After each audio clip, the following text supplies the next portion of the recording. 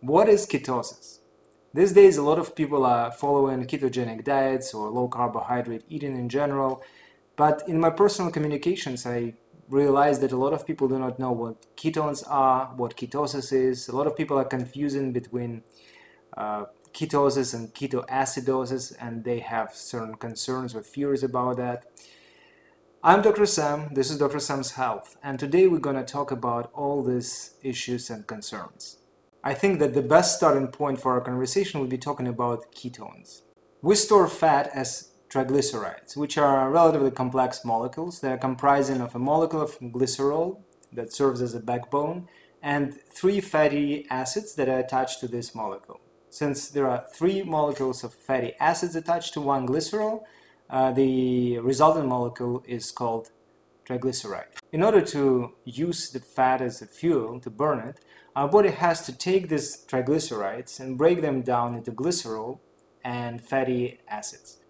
Glycerol can be used as a regular carbohydrate, whereas fatty acids have to be transformed into something else in order to be utilized. First of all, there is a process called beta oxidation, when our body takes these fatty acids, which have pretty long carbon chains, and breaks them down to smaller pieces, which are called acetyl-CoA. CoA stands for coenzyme A. Then the resultant molecules of acetyl-CoA can lose the CoA part, and we'll have these acetyl radicals that can combine together into dimers. The very first molecule that can be formed in this process is called acetoacetate, which is just a combination of two acetyls. Acetoacetate can be further transformed into a couple of other molecules. It can be reduced to beta-hydroxybutyrate or beta-hydroxybutyric acid, one of the main ketone bodies, or it can be decarboxylated and then it becomes acetone. Thus, the process of burning fat involves transformation of fatty acids into simpler molecules, which are called ketone bodies, and there are three of them that are commonly present in our bodies. These are acetone, acetoacetate, and beta-hydroxybutyrate. As of note, acetone is a very volatile substance, and we can simply exhale it. And when we do so, our breath starts to have very specific odor, which can be described as like fruity or nail polish odor. And if you have noticed, people who are following some strict ketogenic diets tend to have this kind of odor. This fruity odor is also the hallmark feature of diabetic ketoacidosis, and we'll talk about that. But now let's talk about ketosis. Ketosis is simply a byproduct of intense fat burning. Effectively, when we are starving or we are exercising a lot or we are on a very low carbohydrate diet, our body mobilizes a lot of fat. It transforms a lot of fatty acids into a lot of ketones, and these ketone bodies, they are present in our bloodstream, and at a certain point they become detectable, and this elevation of ketones is called ketosis. There is a question that I get a lot. Is ketosis bad for you? And a lot of people actually believe that ketosis is something like terrible. Actually, it's not true. Ketosis is an absolutely normal physiological process or state, the direct result of mobilization of a lot of fat. So every time we're starving, every time we're restricting our carbohydrates, every time we're working out intensely, what happens is that, first of all, we use up all the glucose from the bloodstream. Then we mobilize our glycogen as a fast source of glucose.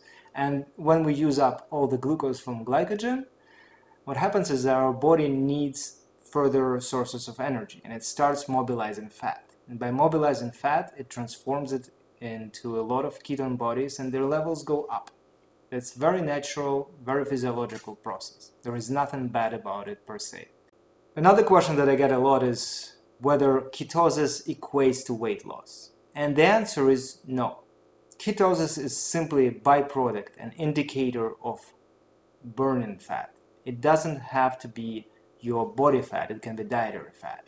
For example, if you're consuming a lot of energy through your diet, through your nutrition, even if it's a low-carb diet, ketogenic diet, you can still get a lot of fat with your food. Even if there is no glucose coming in, your body will burn that fat, the nutritional fat, but at the same time it can spare the fat that you have already stored in your body. Also, you can burn the fat that you have stored, but since there is a lot of energy coming in with your nutrition, you can keep storing fat while burning it. So effectively, you will be in ketosis, you will be burning fat, but you will be storing fat at the same time. Another question related to the previous one is, do I have to be in ketosis in order to lose weight? And the answer is, again, no, but less enthusiastically so. So what I mean by that is, first of all, when you're losing weight, it doesn't mean that you're losing fat. You can lose water, you can lose glycogen and associated water, you can cleanse, you can also lose some muscle, some protein, some tissues, and effectively you will be losing weight, but it will have little to do or nothing to do with actual fat loss. The second part of this question is, you can actually lose fat without being in ketosis. It means that your body will be mobilizing some small quantities of fat. Some small quantities of fatty acids will be converted into small quantities of ketone bodies. These ketone bodies will be present in your bloodstream and will be used by your tissues, but at the same time their level will never reach a certain point when they will be detectable. So effectively, you will be burning fat, you will be producing some ketones, but you won't be in ketosis. At the same time, I would like to reiterate that any intense fat loss will be likely associated with pronounced elevation of ketone bodies, and effectively you will be in ketosis. The very last thing I would like to mention is ketoacidosis. So what is that and why it is different from ketosis? Ketoacidosis is mostly associated with diabetes, so we'll use it as an example. So whether you have type 1 or type 2 diabetes, what happens is you either do not have insulin or insulin doesn't work properly. And as a result, your tissues do not get glucose from bloodstream. So it is present in the bloodstream, which is different from ketosis, and it cannot get into the tissues. So tissues still need some sources of energy, they need some fuel. And in order to get this fuel, our body starts mobilizing fat, which results in effectively ketosis first. There are two key differences between nutritional ketosis and diabetic ketoacidosis. In diabetes, first of all, we have high levels of glucose that cannot be used by majority of tissues. Whereas in nutritional ketosis, it simply does not happen. We enter ketosis when our glucose levels are low by definition. The second difference is proper regulation of fat mobilization. In case of diabetes, the person has severe endocrine disorder that does not allow for proper regulation of this process. As a result, there is a buildup of glucose, ketone bodies, their metabolites, many of them are acidic, and all these processes, they result in changes in pH of our bloodstream.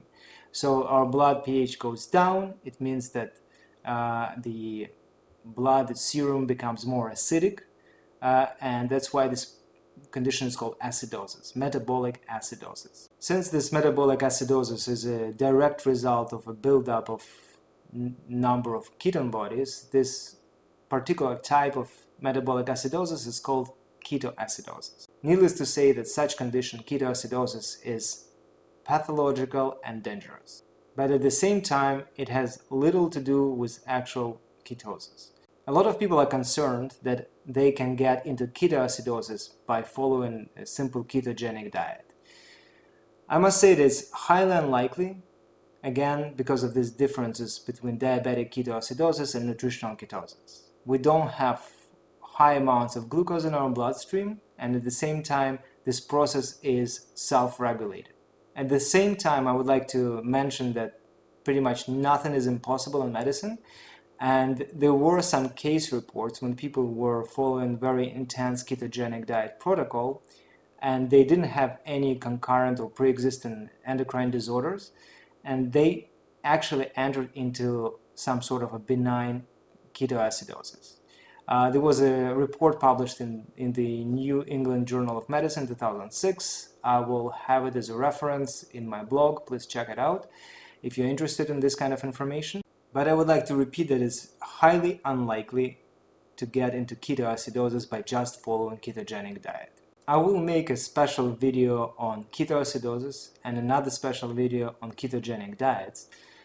But for now, I would like to recap everything that I was talking about. Fat mobilization results in production of large quantities of ketones. When these ketones levels rise, they reach certain level when they become detectable. This condition is called ketosis.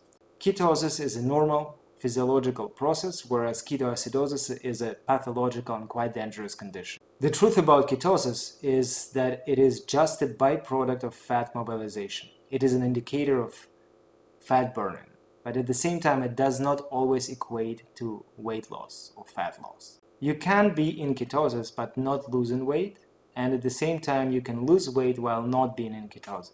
The key factor for weight and fat loss is still caloric restriction. I hope that it clarifies the major points around everything keto, ketone bodies, ketosis, ketoacidosis. As I said, I will definitely make another video on ketoacidosis, and I will have a series of reviews of different diets, and I will definitely talk about ketogenic diet in a separate video. If you like my videos, hit the like button, subscribe to my channel so you'll get instant notifications every time I post new videos. Don't forget to check out my website, drsamshealth.com. We've got quite a few pieces of information there for you, some tools that you can use for your own body transformation, weight loss.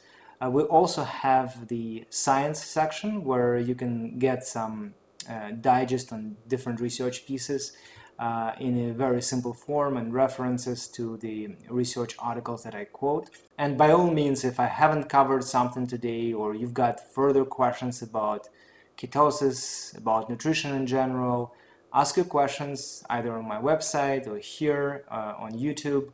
Your questions and comments are always welcome. And that's it for today. I'll see you in my next video. All the best.